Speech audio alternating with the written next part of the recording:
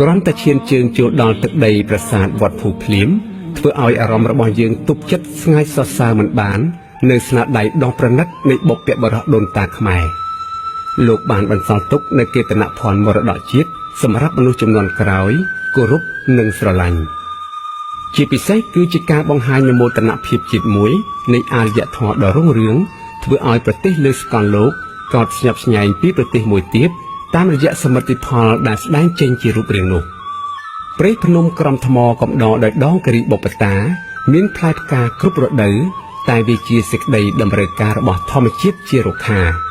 តែគួរអនុចារវាសនានៃប្រាង្គប្រាសាទដ៏ធំស្កឹមស្កៃបានត្រូវឃ្លាតចាកពីទឹកដីរបស់ខ្លួនដោយមកសំងំពួននៅលើទឹកដីប្រទេសឡាវទៅវិញស្ទើរតែពុំអាចឲ្យមនុស្សខ្មែរដឹងថាប្រាសាទវត្តភូបានលាក់បាំងប្រវត្តិរបស់ខ្លួននៅក្នុងទឹកដីគេយ៉ាងនេះសោះនេះវាគឺជាចម្ងល់មួយដែលពុំអាចធ្វើឲ្យយើងឆ្លើយបាននោះទេការពិតទៅនេះហើយវាជាសេចក្តីក្នុងសង្គមនៃប្រជាជាតិមួយដែលមានអសន្តិសុខផ្នែកវិស័យនយោបាយក្នុងប្រទេសហើយក៏ជាធម្មតាទៅហើយអ្វីដែលខ្មែរយើងបាត់បង់ទៅហើយយើងក៏ពុំចង់បានជាកម្មសិទ្ធិរបស់យើងមកវិញដែរតែគ្រាន់តែយើងចង់ប្រាប់ដល់មនុស្សជាតិថាខ្មែរយើងជាអារ្យនិងជាអាណាចក្រនៃប្រទេសមួយមានវិសាលភាពលើទឹកដីព្រៃភ្នំក្រំថ្មជាប្រទេសមួយដែលមានសមន្តរដ្ឋជាច្រើនជាចំណុះសម្បូរទៅដោយប្រាង្គប្រាសាទឥតខ្វះចន្លោះ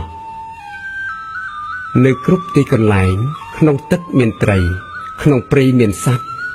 មានទាំងសម្បត្តិចរិយាមាយាទខ្មែរមានហូហែមិនចោលម្សៀតបរទេសពៀនបៀតយកអស់ដីសំលេងរេកណ្ដឹងយំទម្លាក់សំលេងពីលើចុងឈើទាលឬចុងស្រឡៅហាក់ចង់បញ្ជាក់ពីមេគានៃដំណើរការវិវត្តរបស់មនុស្សឲ្យនឹកឃើញពីអតីតកាលមួយដែលអាណាចក្រខ្មែរមានវិសាលភាពទឹកដីនិងជាម្ចាស់របស់ខ្លួនឯងតែឥឡូវខ្មែរត្រូវបាត់បង់ស្ទើរតែទាំងស្រុងទៅហើយក៏មានតែសម្រេចប្រាង្គសិលានេះហើយដើម្បីបញ្ជាក់ពីចិត្តស្មោះរបស់ប្រលឹងបុព្វបុរសចំពោះមនុស្សជាតិអនិច្ចាប្រាង្គប្រាសាទធ្លាប់តែល្អស្អាតល្បីអស្ចារ្យដោយច័ន្ទពេញវងដែលភ្លឺថ្លា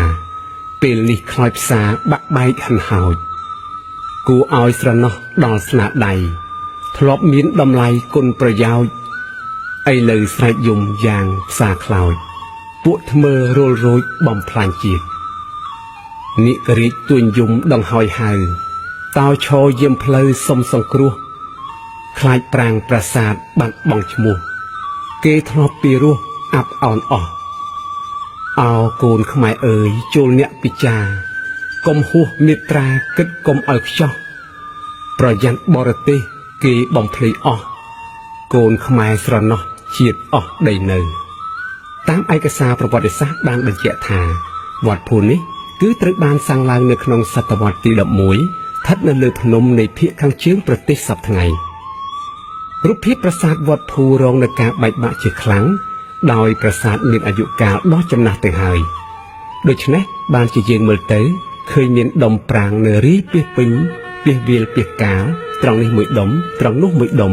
គួរឲ្យសង្វេគដល់អច្ឆរិយវត្ថុដ៏មានតម្លៃនេះប្រាសាទវត្តភូត្រូវបានបុព្វបុរសយើងសាងឡើងជាមួយនឹងក្រុមប្រាសាទបាពួននៅខេត្តសៀមរាបសពថ្ងៃនេះដែរប្រាសាទវត្តភូនេះឡាវឬលាវហៅថាប្រាសាទភ្នំដែលមានរូបសំណាកលិង្គនៅក្នុងប្រាសាទរីឯភាសាឥណ្ឌាហៅថាសិវលិង្គឯពាក្យថ្លាបរិវត្តជាស្រុកមួយរបស់ខេត្តស្ទឹងត្រែងមានន័យថាទឹកភ្នំចិនឡាពាក្យខ្មែរមានន័យថាជាន់លើហើយដូច្នេះហើយបានជាយើងនិយាយពីខាងដើមថាខេត្តស្ទឹងត្រែងជាខេត្តមួយមានវ័យចំណាស់ដោយពាក់ព័ន្ធទៅនឹងសម័យចិនឡានិងសម័យនគរភ្នំនៃអាណាចក្រខ្មែរនាសតវត្សមុនប៉ុន្តែប្រាសាទវត្តភូបានត្រូវផ្ដាច់ចេញពីប្រាសាទបាពួនទៅវិញបើយើងយល់ទៅលើឯកសារប្រវត្តិសាស្ត្រស្ដីពីអាណាចក្រខ្មែរក្នុងសតវត្សមុនខ្មែរយើងមានវិសាលភាពទឹកដីធំធេងគឺមួយភាគនៃអាណាខេត្តរបស់ប្រទេសឡាវក៏ជាទឹកដីរបស់អាណាចក្រខ្មែរកាលពីសម័យនោះដែរដោយមានក្រុងចាស់មួយឈ្មោះថាសិស្ថបុរៈនៅសម័យនគរភ្នំ គឺវាអាចដូចជាចេនឡាបានត្រួតត្រាដោយនគរភ្នំដូច្នោះដែរប្រាសាទវត្តភូនេះ ដើមឡើយមានឈ្មោះថាលឹងបូរៈគឺជាឈ្មោះមុនសម័យអង្គរហើយក៏ជាស្រុកចំណុះរបស់នគរភ្នំដែលមនុស្សសម័យនោះជាពូជអម្បូរតែមួយរបស់ខ្មែរតែសម័យក្រោយនគរភ្នំក៏មានចេនឡាជារដ្ឋចំណុះវិញដែលចេនឡាសម័យនោះក៏ជារដ្ឋមួយមានវិសាលភាពទឹកដីស្ថិតនៅខេត្តស្ទឹងត្រែងនិងមួយភាគធំនៃអាណាខេត្តរបស់ប្រទេសឡាវសព្វថ្ងៃដោយព្រះរាជាបានកសាងប្រាសាទវត្តភូនោះឡើងក្នុងសតវត្សទី11ជាចំណុះរបស់នគរភ្នំការកសាងប្រាសាទនេះឡើងគឺដើម្បីឧទ្ទិសដល់ព្រះអាទិទេពព្រះសិវៈដែលមានការបូជាលឹងបរិវត្តដែលជាទេវតានៃអាណាចក្រភ្នំហេតុដូច្នេះហើយបានជាព្រះរាជាសម័យនោះកសាងប្រាសាទឡើងមានទីតាំងនៅលើចង្កេះភ្នំកំពូលភ្នំទីណាដែលមានដីទួលឬគោកជាដើមនៅក្នុងសង្គមវិជាខ្មែរភាគច្រើនប្រាសាទច្រើនតែមានឈ្មោះគោកពីមុខដូចជាឈ្មោះប្រាសាទគោកប្រាសាទប្រាសាទគោកជញ្ជាន់ជ្រៅឬប្រាសាទគោករបែងឡាដូច្នេះការដែលមានគោកឬទីទួលណាមានឈ្មោះគោកសុទ្ធតែមានការពាក់ព័ន្ធទៅនឹងការគោរពដល់បុព្វបុរសទៅនឹងអាទិទេពទាំងអស់យើងអាចកត់សម្គាល់ឃើញថានៅស្រុកឡាវមានប្រាសាទជាច្រើនស្ថិតនៅតាមដងទន្លេមេគង្គហើយមានអាយុកាលចាស់ជាងក្រុមប្រាសាទសម្បូរព្រៃគុកដែលមានប្រាសាទប្រហែល50ប្រាសាទវត្តមានរបស់ប្រាសាទខ្មែរនៅក្នុងទឹកដីឡាវបែបនេះពុំមែនជាការចៃដន្យទេវាគឺជាការបាត់បង់ដោយព្រឹត្តិការណ៍មួយស្ថិតនៅក្រោយសតវត្សទី14ដែលក្នុងនោះមានប្រទេសថៃប្រទេសឡាវ